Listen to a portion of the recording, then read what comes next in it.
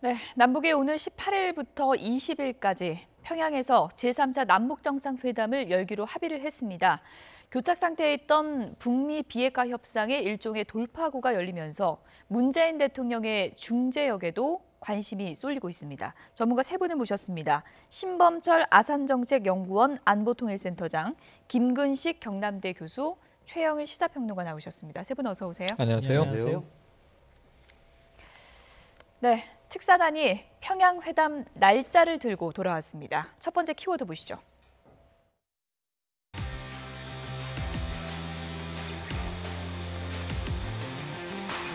남과 북은 9월 18일부터 20일까지 평양에서 2박 3일간 남북 정상회담을 개최하기로 합의하였습니다. 의전, 경호, 통신, 보도에 관한 고위 실무 협의를 내주 초 판문점에서 갖기로 하였습니다.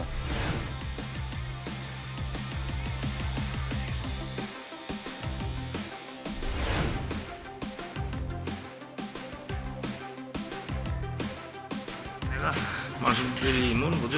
비행기로 오시면 제일 편안하시단 말인데 뭐 우리 도로라는 게 아까도 말씀드렸지만 불편하십니다. 내가 오늘 내려와 봐서 아는데 그렇기 때문에 비행기로 오시면 공항에서 응급의식을 하고 또 이렇게 잘 될 것 같습니다. 그 정도는 또 약간 좀 남겨놓고 또 닥쳐서 논의하는 맛도 있어야죠. 그치? 뭐 오늘 여기서 다 얘기, 다음 기회까지 다 이렇게 할 필요는 없는데요.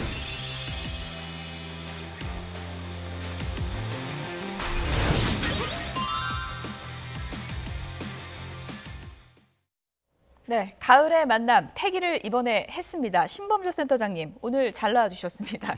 저번에 태기를 하셨는데 18일 정확히 맞추셨어요. 정확히. 뭐 시기적으로 추석 전이고 북한이 이번 일요일이 구구절이기 때문에 네. 다음 주는 자신들의 일정상 좀 쉽지는 않을 것이다. 그래서 그 다음 주인데 월요일 날 바로 가지 않고 화요일 정도 가지 않겠느냐 그런 추정했는데 전반적으로 맞은 것 같습니다.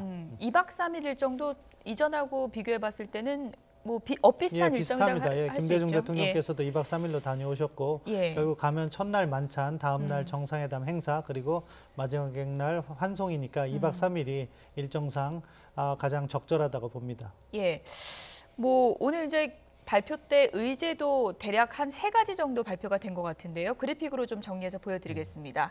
정의용 실장이 발표한 의제입니다. 판문점 선언 이행 성과 점검과 추진 방향 확인, 한반도의 항구적 평화 정착 및 공동 번영, 한반도 비핵화 위한 실천적인 방안 이렇게 3가지가 되겠습니다. 앞서서 판문점 그 선언과 비교를 해봤을 때 어떤 의제를 좀 주목해봐야 될까요? 뭐 사실상 다 저것이 같이 연결되어 있는 거고 판문점 선언도 첫째 교류 협력 확대, 둘째 군사적 긴장 완화, 셋째 비핵화와 항구적 평화 체제인데 결국 우리 정부는 남북 교류 확대라든가 경협을 하고 싶은데 그 부분이 비핵화로 인해서 막혀 있는 부분이 있습니다. 그런데 현재 미국과 북한 간의 비핵화 대화가 진전을 보고 있지 못하기 때문에 그 과정에서 만일 문재인 대통령께서 김정은 위원장을 만나서 이 비핵화 부분에 진전을 이끌어낼 수 있다면은 이것은 남북관계뿐만 아니라 향후 한반도 평화체제에도 커다란 기여를 할 수 있다. 왜냐? 지금 미국과 북한 간에 막혀있는 부분이 종전선언과 핵리스트 신고 이런 부분인데 우리 정부가 이것을 뚫어낸다면은 비핵화 부분에서 진일보된 접근을 할 수 있고 그럼 그것을 바탕으로 남북관계도 더 확대 개선할 수 있기 때문에 아무래도 그 비핵화 부분이 이번에 하이라이트가 되지 않을까 싶습니다. 예, 비핵화가 이제 들어갔다는 건 상당히 좀 진전된 그런 부분으로 평가해 볼 수 있는 것 같은데요. 이번엔 문재인 대통령이 평양으로 갑니다. 그렇다 보니까 앞서서 있었던 평양 남북 정상회담과 또 여러 가지 비교가 되는 점이 있는데요. 함께 보시죠. 지난 2000년을 살펴보면은 김대중 전 대통령은 항공편을 통해서 방북을 했고요. 노무현 전 대통령은 저 장면 많은 분들이 기억하실 겁니다.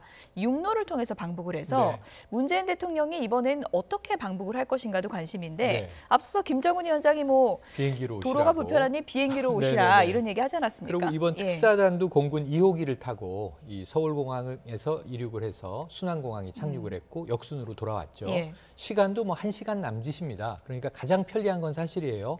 다만 이게 남북 정상회담 오랜만에 그리고 이제 올해 들어와서 3차긴 하지만 평양 방문이라는 상징성이 있지 않습니까? 그렇죠. 그러니까 이제 북한 뭐 인민군대의 사열을 받게 될 가능성이 높고요.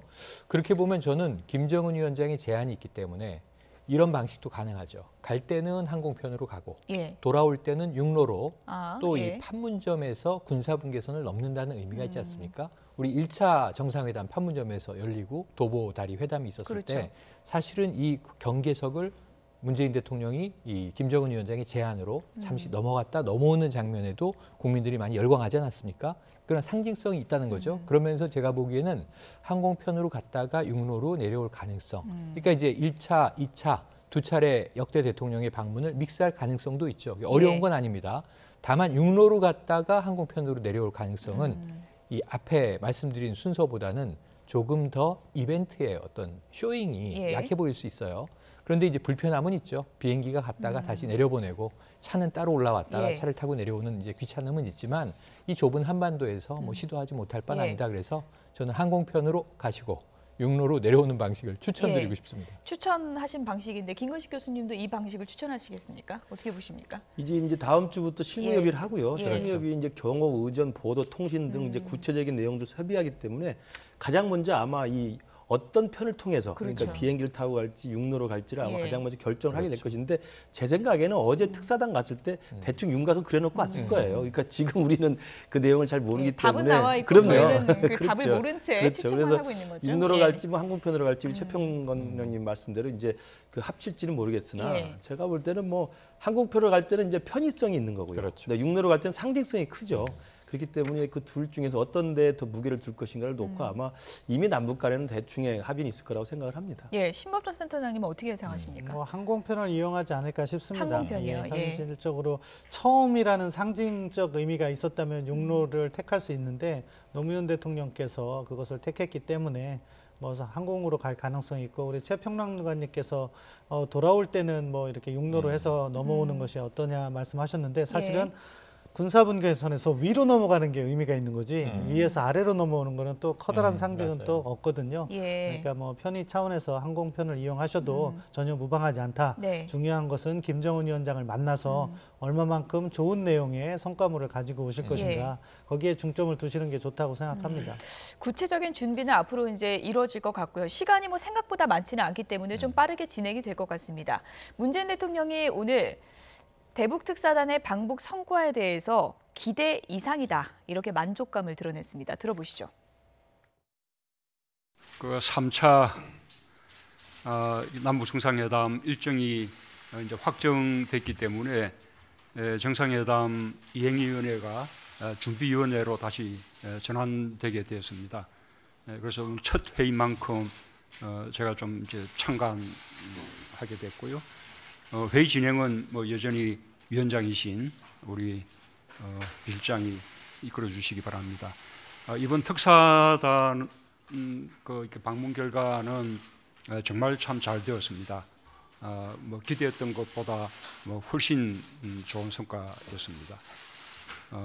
남북 정상회담에 대해서도 아주 큰 기대를 갖게 됐고 또 그와 함께 우리 한반도의 완전한 비핵화 또 그것을 위한 북미 간의 대화 이런 부분도 좀 촉진될 수 있지 않을까 그런 기대를 갖게 되었습니다. 남북 정상회담에서 더 이제 풍성한 그런 결실을 이룰 수 있도록 우리 준비위원회가 잘 논의를 해주시기 바랍니다. 네. 남은 기간 준비를 좀 잘 해달라는 문재인 대통령의 당부까지 좀 들어보셨고요. 이번이 이제 특사단의 2차 방북이었는데 6개월 만에 간 거지 않습니까? 1차와 2차 또 이제 여러 가지 비교를 해보면 비교점이 좀 있습니다. 그래픽을 좀 보시죠. 1차 방북 때와 2차 방북 때 남측과 이제 그 회담을 하는 모습인데 1차 때는 3명, 2차 때는 2명인데 빠진 사람이 김여정입니다. 그래서 왜 빠졌을까? 또 이걸 궁금해하는 분들이 있더라고요. 예, 기본적으로 이번 2차 특사의 성격이 보다 실무적인 성격이 강했다고 봅니다. 그러니까 1차 특사의 방북은 좀 처음이고 그렇기 때문에 이벤트적 측면도 있었고 했는데 예. 이번 방북은 이미 지금 막혀 있는 상황에서 무언가를 뚫어보겠다 하는 우리 측 의견도 있었고 북쪽도 전달할 메시지가 많았던 것 같아요. 예. 그래서 1차 방북 때를 돌이켜보면은 먼저 김영철 노동당 부위원장하고 상당 기간 협의를 한 다음에 김정은 위원장을 만났는데 예. 이번에는 처음부터 김정은 위원장을 만났어요. 그래서 김정은 위원장과 2시간가량 회의를 하고 김정은 위원장은 이제 아예 빠져버립니다. 그래서 오찬도 김영철 부위원장하고 하고 뭐 오후에도 김영철 부위원장하고만 회의를 하고 이렇게 돌아오는 어떻게 보면 약간 더 실무적인 차원에서 논의를 예. 했다. 그렇기 때문에 북한에서도 굳이 김여정 부장이 부부장이죠. 앉아 있을 필요는 없었다. 이렇게 판단한 것 같습니다. 구구절 준비로 바쁜 게 아니냐 이런 추측도 뭐 있던데요. 왜 정확한 이유는 저희도 이제 알 수는 없는 네. 것 같고 이번이 아무래도 일정도 짧고 하다 보니까 또 만찬에 김정은 위원장이 모습을 드러내진 않은 것 않았어요. 같더라고요. 그러니까 만찬도 손님이니까 식사 대접은 해서 보내겠다. 이런 의지는 따뜻하게 느껴지지만 아까 1차, 2차 실무적이라고 말씀해 주신 게 그대로 반영되는 게 예. 이 의전 프로토콜에서는 어떻게 배열하느냐, 형식 미학이 아주 중요하거든요. 예. 자, 김여정 부부장 굉장히 상징적인 인물이죠. 그렇죠. 1차 때는 만찬을 함께 하면서 리설주 여사가 등장을 했어요. 그렇죠. 상당히 화기애애한 분위기, 가족적인 분위기를 연출하고 그 만찬장을 김정은 위원장이 주도를 했어요. 근데 이번엔 점심도 같이 안 먹었고 저녁도 같이 안 먹었고 식사 대접은 하고 이 분위기는 좋게 편하게 예. 돌아가시라 했지만 결국은 오후 일정에서는 그 어떤 행사의 형식적인 미학은 동원하지 않았어요. 예. 그러니까 이것은 매우 실무적인 만남이다. 그럼 나머지는 아꼈다가 언제 풀 것이냐. 예. 바로 정상회담 때 대대적인 행사가 예. 아마 이제 프로토콜을 다 포함해서 열릴 가능성이 있고 이번에는 어떤 형식적인 이 그림을 보여주는 것보다는 내용에 집중한 것 같다. 이렇게 예. 분석하는 게 옳을 것 같습니다. 이번에 그래도 이제 김정은 위원장이 또 똑같이 환송도 하고요. 그리고 한 가지 좀 특이점은 친서를 받자마자 보는 앞에서 이제 꺼내서 읽는 네. 모습이 조선중앙TV에 그대로 나갔어요. 그 친서 전달을 예. 했고 친서 전달에 대해서 김정은 위원장이 의견을 분명히 냈고 오늘 보도된 조선중앙통신에도 친서를 받고 친서에 대한 김정은 위원장의 의견 피력을 아주 상세하게 예. 보도를 하고 있습니다. 근데 굉장히 좀 추상적이고 포괄적인 내용이고요. 예. 그다음에 이제 미사역구가 동원된 내용이어서 예. 그러니까 친서에 담겨져 있는 문재인 대통령의 내용도 북측 예. 보도에 따르면 굉장히 원론적인 이야기, 북남 관계를 지금 통해서 저 장면입니다. 네, 친서를 받아서 앉아서 바로 그렇죠. 앞에서 읽어요. 추진해서 예. 열심히 하고 있다. 거기에 경하하고 평가한다. 예. 거기에 대해서 또 김정은 위원장이 또 북남 관계는 아무리 거칠고 힘든 어려움이 있더라도 역경을 뚫고 가야 된다. 이런 이야기 했다는 거거든요. 그러니까 저는 아까 두 분 말씀하신 것처럼 김여정이 왜 빠졌는가. 그다음에 김정은 위원장이 만찬에 참석하지 않고 우리 특사단끼리 그냥 끼리끼리 모여서 밥을 먹고 왔는가 등등을 생각해 보면 실무적이고 그다음에 두 번째 특사 방북이기 때문에 처음에 1차 특사 방북처럼 막 상징성이나 이벤트보다는 내용에 충실하겠다는 뜻도 있지만 제가 보건대는 돌아와서 우리 정의용 실장이 발표한 거라든지 북한의 조선중앙통신의 보도를 보면 남북관계 측면에서 상당히 많은 진전과 논의가 있었지만 정작 중요한 돌파구 마련이 필요했다고 보이는 비핵화 문제는 북은 북대로 자기 말을 하고 남은 남대로 자기 말만 하고 온 게 아닌가. 그래서 비핵화 관련돼서는 우리 특사단이 가서 일정한 돌파구 마련에는 조금 부족했던 게 아닌가. 그리고 네. 김정은 위원장도 문재인 대통령이 보낸 친서라든지 정의용 실장이 가져온 메시지라든지 이런 것들이 트럼프 대통령의 어떤 변화를 기대했었는데 그건 아닌 걸로 확인이 됐고 그래서 예. 아마 평행선을 달렸던 모습이 지난 1차 특사당 방북 때보다는 조금 썰렁한 모습으로 비춰지지 않나 저는 개인적으로 예. 생각해 봅니다. 방북 결과를 좀 더 깊이 들어가 보도록 하겠습니다. 참 답답하다. 누구 얘기일까요? 다음 키워드 보시죠. 자신의 비핵화 의지가 분명하다. 자기의 이런 의지에 대한 국제사 일부의 그 의문 제기에 답답함을 토로했습니다. 비핵화 결정에 관한 그 자신의 그 판단이 옳은 판단이었다고 느낄 수 있는 그러한 여건이 조성되기를 희망한다라고 말했습니다. 트럼프 대통령의 첫 임기 내에 그 적대 역사를 청산하고 비핵화를 실현했으면 좋겠다. I have a fantastic relationship with Chairman Kim, and we're just going to have to see how it all ends up. 트럼프 대통령의 신뢰는 계속 유지될 것이다 그렇게 강조를 하고 자신의 참모는 물론이고 그 누구에게도 트럼프 대통령에 대한 부정적인 이야기를 한 번 한 적이 없다는 점을 특히 강조를 했습니다.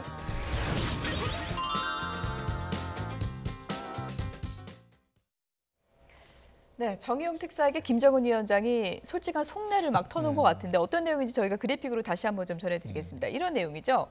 김정은 위원장은 비핵화 의지가 분명하다고 강조를 또 했고 의지에 대한 국제사회 의문, 왜 나는 의지가 있는데 국제사회 일부에서 자꾸 의문을 갖는지 답답하다 이런 표현을 썼다는 거고요.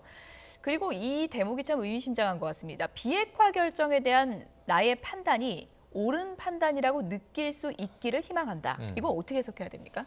그러니까 자기는 비핵화 의지가 있는데 왜 그것을 몰라주냐. 그리고 내가 이런 식으로 비핵화 의지를 하고 진전을 보이는데 미국이나 한국이 도와주지 않으면 결국 북한 내의 강경파들로 인해서 나도 이 비핵화 쪽으로만 계속 갈 수는 없다. 일종의 경고성인데요. 어떻게 보면 답은 간단합니다. 답답하면 신고해라.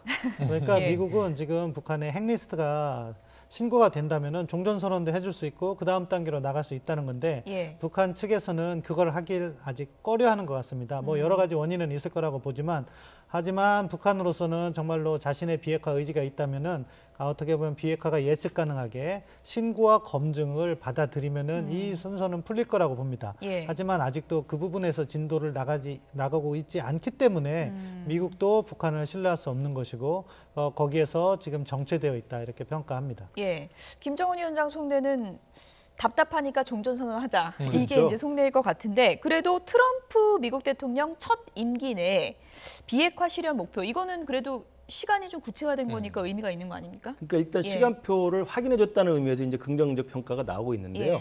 근데 시간표를 트럼프 임기 내 2020년 말 2021년 초까지 하겠다고 한 것은 내가 비핵화를 그때까지 하겠다는 선제적 조치를 이야기하겠다기보다는 나도 그때까지 할 테니 트럼프도 나에게 적대관계 청산이라고 하는 내가 요구하는 사항을 그때까지 빨리 해달라는 것이고요. 그리고 임기 내에 해주겠다는 이야기는 또 어떻게 보면 자기가 먼저 비핵화를 하겠다는 솔직한 이야기를 하면서 동시에 내 몸값이 가장 비쌀 때를 아는 거거든요. 왜냐하면 트럼프 대통령이 재선을 하기 위해서는 외교적인 업적을 가지고 국민들한테 점수를 따야 되는데 지금 트럼프 대통령이 오바마랑 차별화하면서 가장 먼저 인기를 딸 수 있는 건 사실 비핵화의 해결이거든요. 그렇다고 한다면 내가 당신 임기가 끝날 때쯤 해서 비핵화를 해주면 당신 재선에 도움이 될 거 아닌가. 그럼 내 몸값이 그때 좋으니까 알아서 그때까지 내 요구사항을 들어줘라라는 것이고요.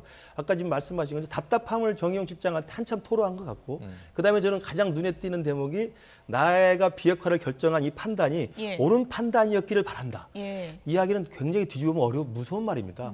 내가 지금 비핵화 결정한 게 잘못된 건가 아닌가? 내가 당한 거 아닌가? 이건 다시 돌이킬 수 있다는 것도 사실은 은근히 깔고 있는 거거든요. 그러면서 하는 이야기가 나는 할 만큼 했고 선제적 조치를 다 취했는데 상응 조치를 너희들이 안 해주냐는 것이기 때문에 막상 우리가 가서 지금 요구했던 북한의 선 양보 조치에 대해서는 절대 할 수 없다는 것을 지금 완강하게 거부하고 있는 거예요. 그러니까 제가 볼 땐 지금 트럼프 대통령한테 전달한 내용이 뭐가 있을지는 모르겠으나 지금 정의용 실장이 와서 밝힌 내용을 액면 그대로 저는 맥락을 보면 김정은은 묵묵부답 나는 더 이상 내가 먼저 할 것은 없다. 너희들이 먼저 해라. 나 섭섭하다. 서운하다. 정말 이러면 내가 정말 실수했다 생각하고 다시 원점으로 돌아갈 거야. 여기까지 나간 거라고 저는 생각을 해요. 저는 그래서 우리 대북 특사단이 고생을 했습니다만 남북 관계를 속도를 내자는 데는 굉장히 많은 합의와 의견 공감들을 가져온 것 같아요. 그다음 비핵화에 대한 우리의 요구대로 김정은이 먼저 선양보를 하는 것에 대해서는 실패하지 않았나 생각합니다. 무언가 좀 남북관계 진전에서는 성과가 있었다고 말씀하셨는데 북미 관계에 있어서는 좀 더 적극적인 설득이 필요하지 않았나 이런 또 아쉬움도 남는 대목인가요? 설득이 필요했을 뿐만 아니라 설득을 했겠죠. 당연히 정의용 실장이 가서 문재 대통령의 메시지를 전달했을 거고 그다음에 가기 전에 트럼프 대통령 50분 통화하지 않았습니까? 그러면 트럼프 대통령의 요구사항을 전달했겠죠. 설득을 했는데 엄청난 벽을 느끼고 온 거다. 저는 이번에 정의용 실장 이야기 답답함, 안타까움, 서운함, 내 판단이 현명한 판단이 되기를 바란다는 김정은의 이런 토로 이런 걸 보면 김정은을 설득하기는 이제 좀 힘들지 않았나 저는 그런 좀 역설적인 생각을 좀 가졌습니다. 그런데 좀 북미 관계는 계속 답답한 국면인데 북미 정상 간의 오가는 말은 참 우호적입니다. 김정은 위원장과 트럼프 미국 대통령 메시지로 주고받은 점이 김정은 위원장 조금 전에 저희도 이제 보여드린 것처럼 나뿐만 아니라 우리 다 트럼프 미국 대통령 나쁘게 말한 적이 없다. 변함없이 신뢰한다. 이렇게 얘기를 했고요. 트럼프 미국 대통령 바로 트위터 올렸습니다. 김정은 위원장 신뢰 고맙다. 우리 함께 끝내자. 이렇게 했습니다. 김정은 위원장의 변함없는 신뢰에 감사한다. 함께 끝낼 것이다. 이렇게 표현을 했습니다. 끝낸다고 하는 것은 이제 핵 문제를 끝내고 이제 우호적 관계로 간다는 얘기죠. 근데 아까 두 분의 해석에서 전 약간 다른 것은 상당히 남북 정상회담을 위한 판을 까는 데 성공했다. 북한이 답답하다 이게 지금 김정은 위원장이 정말 답답하다는 걸 이렇게 감정적으로 토로했다고 우리가 이해할 수도 있지만 예. 매우 전략적인 시나리오를 잘 짰어요. 제가 보기에는. 그러니까 남북 관계는 우호적이고 예. 미국에는 어떤 시그널을 보냈냐면요. 종전선언을 해줘도 미국이 한미 동맹에 우리가 개입하지 않는다. 주한미군 철수를 요구하지 않는다. 그런 거 아무 걱정하지 말아라. 이게 어찌 보면 미국 쪽의 강경파라든가 국내 보수가 우려하는 거거든요. 예. 종전선언 하면 바로 주한미군 철수 나올 텐데 이런 얘기를 하는데 김정은 위원장이 미리 얘기하는 거예요. 예. 우리는 한미동맹 관계 군사적인 문제 제기 안 할 거고 종전선언 해주면 평화협정 체결로 나갈 것이다. 단계는 정해져 있다. 그러면서 판을 까는 거죠. 판을 예. 잘 깔았어요. 국제사회의 의심에 답답하다가 아니라 미묘하게 다 피해갑니다. 국제사회 일부의 의심에 대해서 난 답답하다. 예. 그 일부는 누굴까요? 백악관에 그 일부가 있어요. 이름도 다 정해져 있습니다. 예. 그러니까 그들이 의심을 해서 트럼프 대통령이 지금 종전선언을 예. 6.12 싱가포르 회담에서 선뜻 해주기로 해놓고 이건 미국 보도잖아요. 예. 지금 와서 해줄 듯 말 듯 하는데 해줘도 걱정 마십시오. 지금 이 얘기를 시그널을 계속 보내는 거죠. 예. 그래서 제가 보기에는 이 세 개의 단계를 가기 위해서 지금 비핵화하고 있다고 김정은 위원장이 이야기하지 않았고 동창리 또 이 풍계리 이거 다 우리가 완전히 돌이킬 수 없도록 한 건데 예. 이 미국이 얘기하는 CVID에 돌이킬 수 없는 시행을 한 건데 예. 미래 핵에 대해서는 말이죠. 지금 여기에 대해서 왜 인정을 안 해주나 안타깝다. 예. 우리의 선의를 선의로 봐달라 이렇게 얘기를 했어요. 예. 그래 놓고 이제 나올 카드가 있다는 겁니다. 그게 뭐냐면 비핵화 일정 2년으로 제시했잖아요. 약 2년여인데 예. 존 볼튼이 얘기한 게 1년 내에 60% 감축하면 인정해 줄게. 예. 여기에 대해서 아마 저는 수치가 곧 나올 거라고 봅니다. 언제? 북미 회담이 2차로 열릴 때. 예. 여기에 대해서 문재인 대통령과 평양에서 만날 때 거기에 대한 협의를 예. 정상 간에 꺼내놓겠죠. 그래서 저는 반걸음씩이라 좀 답답하긴 하지만 가고 예. 있는데 미국이 언제쯤 여기에 움직일 것이냐. 한 가지 키워드만 정리를 하면 북한의 요구는 동시행동 이렇게 정리가 예, 됐습니다. 신발전 센터장님. 네. 이 분석이 이제 맞다면 지금 김정은 위원장의 메시지는 트럼프 미국 대통령은 나랑 너무 잘 맞고 호흡이 좋은데 옆에 있는 참모들이 문제다 이런 방해꾼들이 얘기인가요? 어떻게 봐야 될까요? 그렇게 어떻게 보면은 편을 나누는 거죠. 편가르기 하는 건가요? 그리고 예. 자기와 트럼프 대통령은 신뢰를 구축했기 때문에 지금 북한의 협상 전략이라는 것이 선 신뢰 구축 후 비핵화라고도 볼 수 있는데 그러한 관계에 신뢰를 구축해야 되는 거고 그거의 징표로서 종전선언을 내놓아라 이렇게 얘기하는 건데요. 예. 그런데 문제는 사실은 종전선언에 있다고 생각하지 않습니다. 종전선언을 해주는 조건이 과연 북한이 어떠한 비핵화 조치를 가시적으로 할 것인가 좀 예. 예측 가능한 부분이 필요한데 북한은 이번 김정은 위원장의 발언을 정리를 한다고 이렇게 봐도 신고라든가 검증을 시사하는 발언은 하나도 없습니다. 그게 이번 한 번뿐이 아니라 사실 정유영 실장이 딱 6개월 전에 방문했더라고요. 3월 6일 귀국하셨는데 그렇죠. 1차 특사를 예. 이번이 9월 6일이잖아요. 예. 9월 5일이니까 하루 차이는 예. 있지만 아무튼 그 사이에 수 없는 대화가 있었음에도 신고와 검증에 관해서는 북한은 아무런 입장 변화도 없다. 이것은 무엇을 의미하냐? 북한은 지금 사실은 자신들이 원하는 방식의 비핵화 협상을 하는 거죠. 그러니까 핵무기와 핵능력은 최대한 감춘 채 하나하나 협상을 해서 하나하나 양보를 받고 나중에 판이 깨지더라도 자신들의 핵능력은 보유하는 그런 접근을 하고 있다고 봅니다. 그래서 짧게 말씀드리면 최영일 평론가님의 그런 낙관적 기대를 우리 국민들이 다 갖고 있다고 생각하고요. 저 그러길 바라는데 제가 우려스러운 그 불길한 징조는 뭐냐면 폼페오 장관의 재방북에 대해서는 협의하지 않았다. 만약에 그런 부분에 대한 돌파구를 마련할 수 있는 북측의 신랄 같은 희망이라도 봤다면 당연히 이야기를 했을 겁니다. 근데 그 이야기를 하지 않았다고 정의용 실장이 딱 잘라 말했고요. 예. 그다음에 남북미 유엔에서 종전선언은 없다. 이미 그 물 건너 간 거예요. 만약에 종전선언과 비핵화 신고라고 하는 이 동시교환 조치에 대한 일정한 틈새라도 발견했다면 유엔에서 한번 시도를 해볼 겁니다. 왜냐하면 정상회담이 9월 중순에 열리게 돼 있기 때문에 그것도 없다고 못 박았습니다. 그리고 또 하나는 제일 중요한 게 특사단이 만약에 그렇게 환대를 받아가지고 일정 정도 의미 있는 성과를 냈다고 한다면 저는 김정은 위원장 아니더라도 적어도 북측 고위인사가 참석하는 만찬을 했을 거라고 봐요. 근데 없었거든요. 예. 저는 그런 면에서 보면 그리고 지금 미국을 직접 방미해가지고 정의용 실장이 그 김정은 위원장의 메시지를 트럼프 대통령이 전달하겠다는 얘기 아직 안 하고 있어요. 안 했어요. 그냥 공유하겠다는 이야기만 했거든요. 그러니까 제가 볼 때는 별 신통한 내용은 없다고 봅니다. 예. 어쨌든 방북이 취소된 폼페이오 장관 조금 전에 이제 언급을 해주셨는데 오늘 입장을 냈습니다. 함께 보시죠. 특사단 방북과 관련해서 이런 얘기를 했습니다. 북한이 해야 할 일이 여전히 많이 남아있다. 북한의 핵 미사일 실험은 없었지만 전략적 변화를 만드는 작업은 계속되고 있다. 그러니까 아직 할 일 많다. 다소 좀 압박하는 말을 했습니다. 예, 그렇습니다. 예. 그러니까 자신이 사실 방북을 해서 북한과 협의를 해서 북한의 핵리스트 신고를 받기를 희망했는데 그 부분이 북한 측에서 반응이 없으니까 트럼프 대통령이 전격적으로 방북을 취소하지 않았습니까? 예. 그 이후에 이제 우리 특사가 방북을 해서 문제를 풀기로 했는데 아직 뭐 폼페이오 장관이 사실 인도에 방문하고 있어요. 그렇죠. 그래서 우리 정의용 실장의 내용을 얼마나 잘 파악하고 있는지는 모르겠지만 현재까지 미국이 파악한 정보로는 북한이 전략적 변화가 없다. 예. 이 점이 상당히 중요한 의미를 지니는데 그것은 무엇이냐? 자신들의 협상 전략을 고수하고 있다. 따라서 현재로서는 그러한 변화가 없다면은 자신이 북한을 다시 갈 일은 없다. 이런 메시지를 내놓은 거라고 생각하는데요. 그렇기 때문에 저도 김근식 교수님 말씀에 동의합니다. 이번 정의용 특사의 방북에서는 이렇다 할 성과가 그러니까 가시적인 성과는 없다고 봐요. 예. 그렇다고 이것이 끝이냐? 그건 아니라고 생각해요. 그렇죠. 무엇이 있냐? 3차 정상회담이 있으니까 그때까지 또 추가적인 노력을 해서 문재인 대통령께서 김정은 위원장의 전략적 결단을 이끌어내서 적어도 신고 부분과 관련해서 전향적인 조치를 한다면 그러니까 문정인 안보 특보께서 이야기한 것처럼 예. 뭐 신고를 당장 못하겠다면 신고하겠다는 말이라도 해라. 사실 그건 또 외교적 가치는 상대적으로 적지만 예. 그 정도라도 한다면 우리가 종전선언을 미국과 함께해서 북한한테 제공하겠다. 그럼 그 다음에 신고를 하면 되지 않겠느냐. 예. 일종의 절충안이라고 보는데요. 전 이 정도면은 북한이 수용해야 된다고 생각합니다. 그런데 그런 안조차도 만약에 3차 정상회담에서 북측이 받아들이지 않는다면 예. 이번에는 우리가 우리의 전략을 다시 한번 다듬을 차례다. 그런 부분에서 정부는 항상 부담을 갖는데요. 예. 저는 우리 정부가 이런 평창 평화 프로세스 잘 끌고 왔다고 생각합니다. 우리 정부가 잘못해서가 아니라 북한이 움직이지 않았던 것이고 그러면은 새롭게 리셋을 해도 된다. 따라서 이번에는 3차 정상회담을 통해서 비핵화 부분에서 김정은 위원장을 한 번 더 적극적으로 설득해보는 기회를 갖고 되면은 다음 단계로 나가는 것이고 예. 아니더라도 다시 한번 정책을 정비하는 계기가 만들어지면 된다. 그렇게 평가합니다. 예. 그렇기 때문에 이번 9월에 평양에서 있을 남북 정상회담이 상당히 중요한 분기점이 될 것 같습니다. 문재인 대통령 어떤 역할을 해야 되는 걸까요? 다음 키워드 보시죠.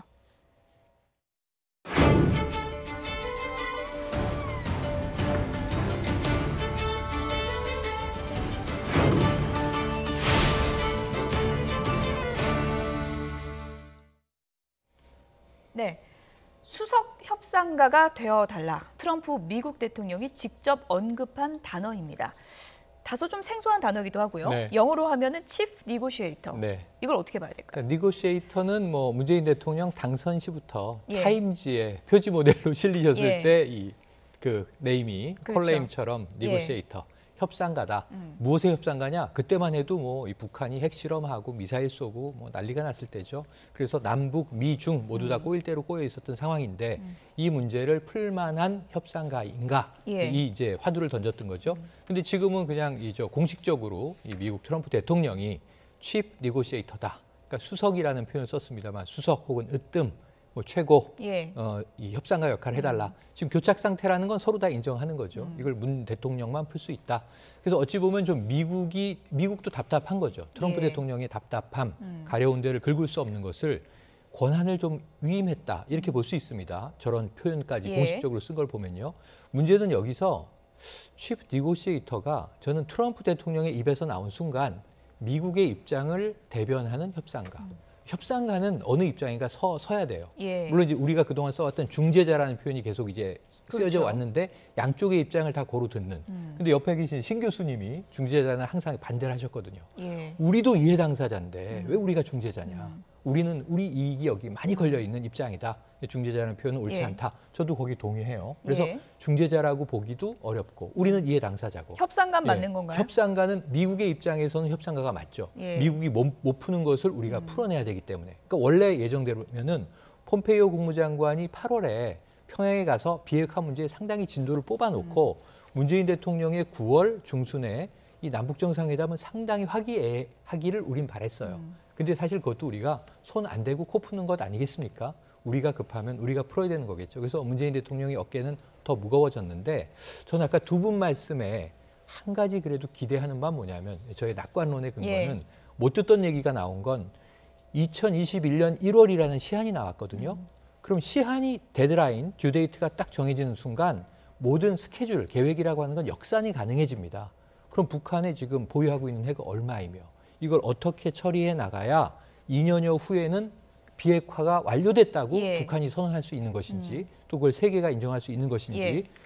일정을 정했다고 하는 것은 시간이 이제 계속 흘러갑니다. 뭔가 그 안에 북한이 2년을 제시한 근거는 있을 것이다. 그 이야기를 하나하나 우리는 뽑아내야 되겠죠. 예. 김근식 교수님, 협상가라는 말이 해석이 참 분분하더라고요. 중재 역할을 하는 협상가입니까? 아니면 정말 어느 한편에 서서 뭐 팀을 이루자 이런 말입니까? 어떻게 봐야 돼요? 중재자는 사실은 가운데 있는 사람이죠. 예. 그래서 양쪽의 의견을 전달하면서 분쟁을 조정할 수 있는 조정안을 내는 거고요. 중재라는 것은. 예. 그러나 협상가라는 건, 니고시에이트라는 것은 한쪽의 의견을 관찰하는 협상가입니다. 예. 그러니까 우리가 FTA 협상의 대표로서 통상교섭본부장을 임명해서 대통령을 대신해서 미국 측과 협상을 하잖아요. 그러면 통상교섭본부장은 협상가지만 우리의 입장을 관철시키기 위한 미국과의 대항해서 협상을 한 사람이거든요. 예. 그러니까 지금 트럼프 대통령이 말한, 통화에서 말한 문재인 대통령이 중요한 협상가가 돼야 된다라고 이야기하는 것은 미국과 우리 한국의 입장을 관철시킬 수 있는 김정은과 협상을 해달라는 이야기예요. 예. 저는 그렇게 해석을 하고 싶고 그렇기 때문에 트럼프 대통령으로서는 50분 통화 동안 자신의 앞전 입장 그리고 비핵화에 대한 김정은의 선 양보에 대한 아마 강력한 메시지를 전달했을 것이고 저는 당연히 문재인 대통령이 그걸 받아서 정영실장을 통해서 김정은한테 가서 전달했을 거라고 봅니다. 그래서 저는 이 취입 네고시에이터라는 게 중재를 해서 북쪽 의견을 트럼프 대통령에 전달하고 예. 트럼프 대통령 의견을 북쪽에 전달하고 그것도 또 듣기 좋은 소리만 전달하면 나중에 이게 안 되는 거거든요. 그렇죠. 그런 게 아니라 우리와 미국과 한미가 같이 공유할 수 있는 예. 우리의 안을 관철시킬 수 있도록 노련한 협상가가 돼달라는 거거든요. 예. 저는 그런 맥락에서 해석을 하고 싶습니다. 근데 그게 진짜 어려운 거잖아요. 어렵죠. 그러니까 그래서, 그런 맥락에서 예. 보면 남북 정상회담 그다음에 남북 간 해야 될 예. 경협, 평화 증진, 뭐 신뢰 구축 등등의 이런 것들은 속도를 낼 수 있지만 예. 트럼프 대통령이 주문한 비핵화를 관철할 수 있는 노련한 협상가가 되려면 예. 우리 문재인 대통령이 할 일이 굉장히 어렵죠. 예, 그러니까 문재인 대통령의 이제 운전자론이 다시 주목을 받고 있는 거고 그냥 협상가도 아니고 수석 협상가가 되려면 지금 남은 게 남북 정상회담, 한미 정상회담 이게 굉장히 중요해지는 거잖아요. 그렇죠. 어떤 역할을 해야 되는 겁니까? 뭐 핵심은 남북 정상회담일 것이고요. 예. 남북 정상회담에서 트럼프 대통령의 바람대로 비핵화 부분에서 무언가 돌파구를 열어주면 되는 거죠. 그 치프 네고시에이터라는 그 의미는 저는 상당히 긍정적으로 봅니다. 왜냐하면은 어떻게 보면은 미국과 한국은 같은 편이다. 그리고 나도 네고시에이터, 트럼프 대통령도 예. 문 대통령도 네고시에이터인데 이번에는 문 대통령께서 치프 네고시에이터 그러니까 주전이 돼서 북한하고 협상을 해서 비핵화를 이끌어 달라. 저는 우리 정부가 이번에 특사 파견해서 그 부분은 받아들였다고 생각해요. 왜냐 이번에 정의용 특사가 가서 경협 문제에 대해서는 이야기를 하지 않았습니다. 예. 그건 뭐냐 한미 간의 조율을 통해서 미국이 우려하는 대북 제재 위반 부분은 우리 정부가 자제를 한 거죠. 그러니까 그 부분에 있어서 트럼프 대통령과의 공감대가 있었고 예. 그 부분은 긍정적으로 협상에 잘 임했다 그렇게 평가해주고 싶고요. 이제 특사는 한계가 있을 거라고 저 전에도 말씀드린 것 같은데 왜냐하면 만약에 북측에서 선물을 주더라도 정의용 특사한테 주진 않고 문재인 대통령에게 그렇죠. 줄 거예요. 그럼 문재인 대통령에게 그 줄 선물을 정말로 제대로 잘 받아내서 예. 근데 그 선물은 이렇게 구체적인 말이 아니라 이제는 행동. 그래서 신고 리스트를 언제까지 제출할 수 있다거나 아니면 그것과 관련해서 전향적인 입장을 취할 수 있다. 이런 구체적 행동까지 예. 받아내신다면은 저는 대성공이라고 평가할 수 있다고 봅니다. 예. 문재인 대통령 지금 상당히 막중한 책무를 띠고 있는 그런 상황인데 축구에 비유하자면 어떤 역할을 해야 되는 걸까요? 정치구단 박지원 의원은 이렇게 분석을 했습니다. 들어보시죠. 문재인 대통령은 손흥민 선수가 돼야 됩니다. 자기가 골 넣으려고 생각하지 않고 패스를 이승우 선수나 황의조 선수, 황희찬 선수한테 넣어주는 거예요. 그러면은 딱 골을 넣게. 그것이 그 골을 넣게 하는 사람이 누구냐? 폼페이오.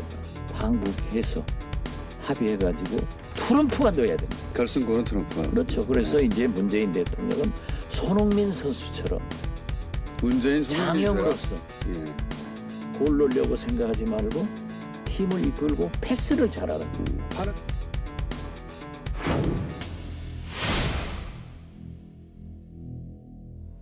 네, 김근식 교수님 요약을 해보면 예. 문재인 대통령이 트럼프 미국 대통령한테 어시스트라는 거죠. 그렇죠. 예. 저는 저 말이 굉장히 핵심을 찌르고 있다고 봐요. 그러니까 지난 1차 김대중 대통령의 1차 정상회담, 노무현 대통령의 2차 정상회담도 남북 간의 속도를 냈을 때는 사실 그 전제 조건이 북미 간의 일정한 합의가 진전이 되거나 비핵화의 속도가 났을 때 그때 비로소 사실 남북 관계도 제대로 속도를 내는 거거든요. 이게 어쩔 수 없는 현실입니다. 그렇기 때문에 그걸 잘 알고 있는 박지원 의원으로서는 이 부분에 대해서 우리 남북이 앞서가는 건 좋지만 우리 대한민국이 너무 주도해서 하면 그리고 골을 자꾸 넣으려고 하면 결승골을 오히려 못 넣을 수 있기 때문에 지금은 비핵화 협상과 관련해서 골문을 열어내는 어떤 수비수 역할이라든지 아니면 어시스트 역할을 하되 결정적인 골은 트럼프에게 맡기는 게 좋다는 이야기를 하고 있는 거고 저는 전적으로 옳다고 생각합니다. 근데 단 문재인 대통령이 저 말을 충분히 알아듣고 아마 수석 협상가 역할을 잘하고 있을 거라고 생각이 드는데 단 하나 조금 기우를 말하자면 결국은 한일 결승전에서 손흥민 선수가 피해가지고 이승우 선수가 넣습니다만 한쪽에서는 또 피한 게 아니라 이승우 선수는 나와 해서 들어간 거 아닙니까?